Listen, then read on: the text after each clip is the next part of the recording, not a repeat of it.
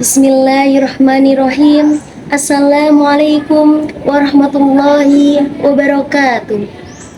Innal hamdalillah nahmaduhu wa nasta'inuhu wa nastaghfiruh wa na'udzu billahi min syururi anfusina wa min sayyiati a'malina.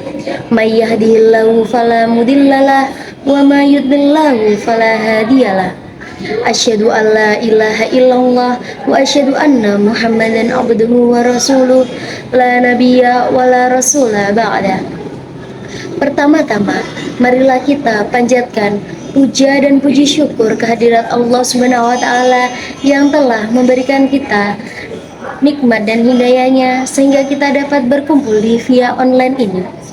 Kedua kalinya, salawat serta salam tak lupa kita haturkan kepada junjungan kita Nabiullah Muhammad Sallallahu Alaihi Wasallam yang telah membawa kita dari zaman jahiliyah menuju zaman yang terang benderang seperti pada siang hari ini.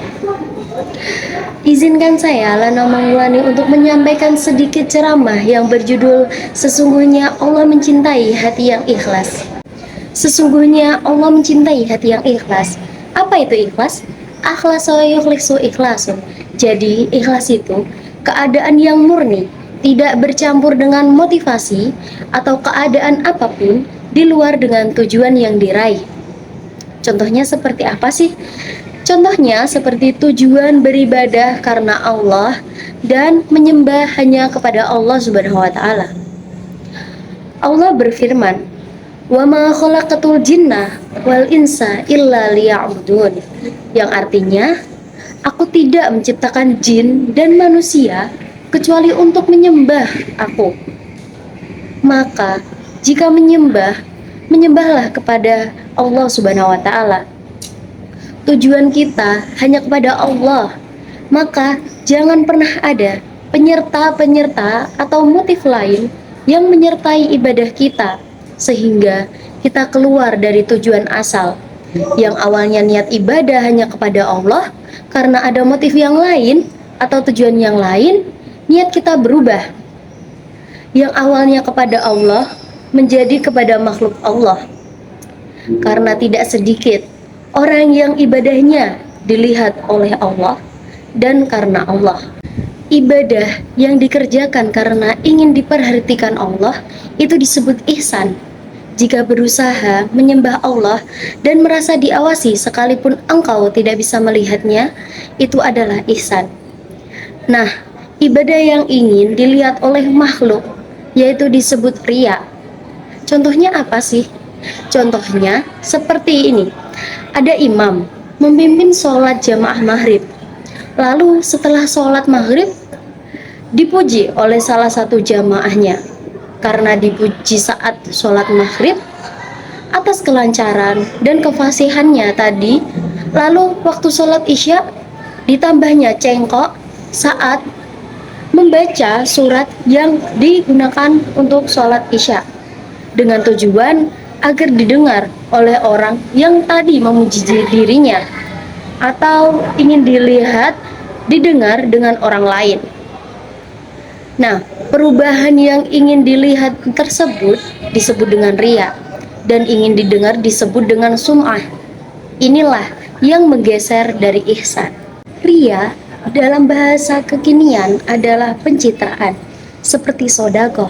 Karena pencitraan, kalau kita ingin berusaha lillah, sifatnya disebut dengan ikhlas.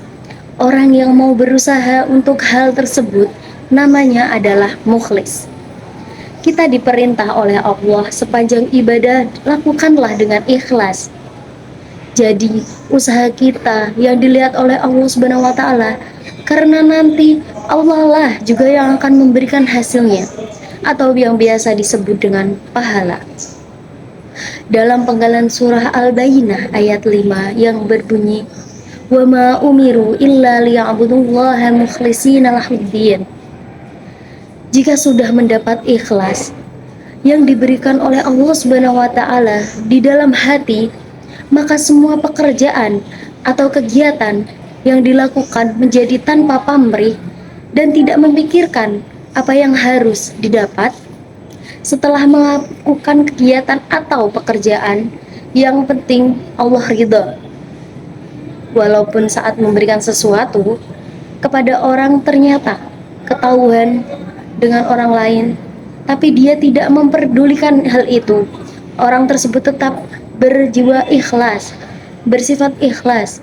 Jika sudah fokus tujuannya ibadah lillah, lalu Allah sudah memberikan sifat yang ikhlas, itu maka akan merubah menjadi mukhlis. Nah, setelah menjadi mukhlis, maka akan menjadi mukhlas. Terdapat 3 tahapan, yaitu ikhlas, mukhlis, dan mukhlas. Jika sudah mukhlas, maka tingkat ini adalah tingkat di antara yang tertinggi dari hamba Allah Subhanahu wa taala dan sulit ditembus oleh setan. Jadi, setan kalau bertemu dengan orang yang mukhlas sudah menyerah, tapi setan tersebut memang masih mengganggu untuk menunaikan tugas dari tugas yang dilakukan hanya menjadi formalitas. Karena orang mukhlas ini tidak dapat ditembus. Ini pengakuan dari setan itu sendiri, yang mana terdapat dalam surah Al-Hijr ayat 4, yang artinya, kecuali hamba-hamba engkau yang mukhlas di antara mereka. Setan mengatakan, ya, aku akan goda anak cucu Adam dari depan, belakang, kanan, kiri, kecuali hambamu yang mukhlas. Maka nama surat Al-Hijr yang artinya benteng. Kalau kita sudah ikhlas, maka kita punya benteng agar tidak tergoda dari, tapi tidak hanya itu juga. Kita mempunyai benteng harus mempertahankan dengan jalan atau syara, yang mana konsepnya disebut dengan syariat.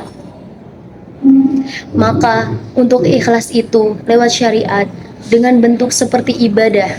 Detailnya, jika kita melatih sholat dengan baik, maka kita akan mendapatkan ikhlas. Jangan cukupkan dengan yang fardu saja. Kalau kita ingin mendapatkan mukhlas, maka tambahlah sunnahnya seperti sholat tahajud. Mungkin saat melaksanakan sholat tahajud di malam hari pertama, melakukannya hanya 2 rakaat. Nanti setelah menikmati, maka akan bertambah dan masing-masing akan mendapatkan kenyamanannya. Jika sudah terbiasa melakukan sholat-sholat sunnah, maka suasana hati akan berbeda dan amalnya akan lain. Nah, jika dari sholat sudah bagus, maka akan ada pancaran. Salah satu pancarannya seperti gemar berbagi. Tapi berbagi itu tidak semua cara. Dengan harta, akan tetapi bisa dengan berbagi perhatian, berbagi ilmu, berbagi petunjuk kepada kebaikan.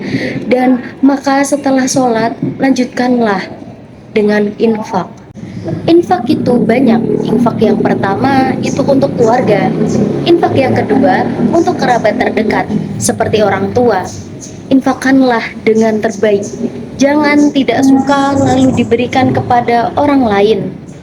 Memang orang tua tidak pernah meminta, tapi ingat, kita sebagai anak yang sudah diasuh dari kecil harus mempunyai kesadaran.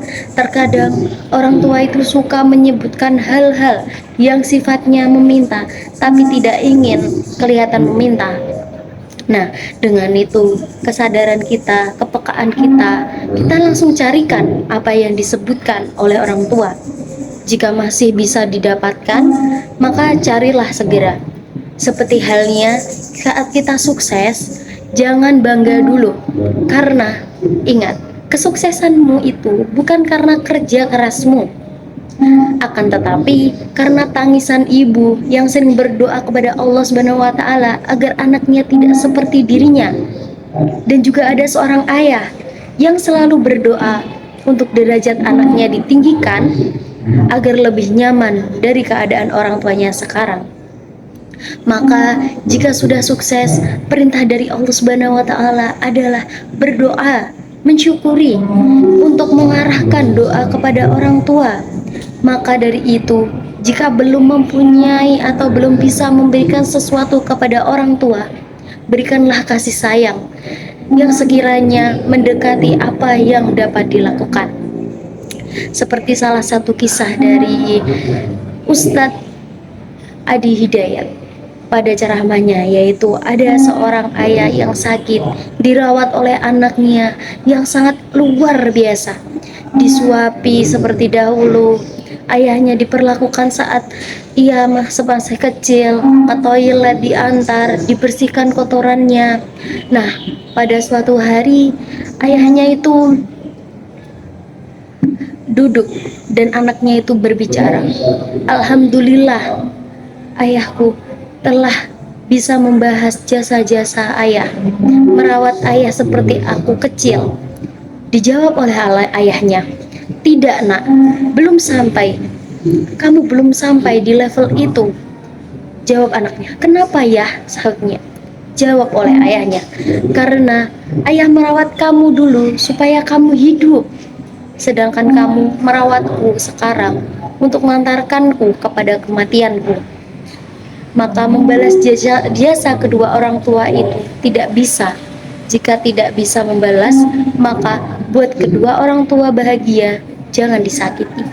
Gambaran dari keikhlasan itu pancarannya adalah amal soleh. Nah, dengan amal soleh yang diberikan kepada kita seperti sholat, infak kepada kedua orang tua, kerabat, infak kepada anak yatim, infak kepada orang-orang miskin, infak kepada orang yang kesulitan dalam perjalanan. Nah, keikhlasan itu bertempat di dalam hati seseorang. Hadisnya yaitu, "Innallaha la yanzuru ila suwarikum wa amwalikum, walakin yanzuru ila qulubikum." Kita hidup di zaman yang sudah canggih, zaman dimana suatu pekerjaan harus mendapatkan imbalan, zaman yang sedikit-sedikit menuntut. Maka dari itu, kita sebagai mahasiswa yang sudah mengerti syariat adalah jalan menuju keikhlasan dengan memperbaiki ibadah kita seperti sholat 5 waktu. Jika ingin tingkatan lagi, maka bisa melakukan sholat sunnah. Dengan itu, tingkatan menjadi bernama mukhlis. Dan apabila sifat ikhlas itu sudah tertanam di dalam hati dan diri kita, maka tercapailah kata mukhlas. Yang mana mukhlas ini tingkat diantaranya tertinggi dari hamba Allah. Seperti yang sudah saya jelaskan, bahwa orang yang sudah mencapai tingkatan mukhlas, maka orang tersebut akan sulit ditembus oleh setan-setan. Mungkin cukup sekian ceramah yang saya sampaikan. Terima kasih atas perhatiannya. Sebelum saya tutup, saya akan memberikan sedikit pantun untuk teman-teman online sekalian. Pergi ke pasar membeli nanas, pulangnya bareng Pak Mamat. Kalau mau punya hati yang ikhlas, marilah kita amalkan syariat. Wallahu muwaffiq ila aqwamit thoriq. Wassalamualaikum warahmatullahi wabarakatuh.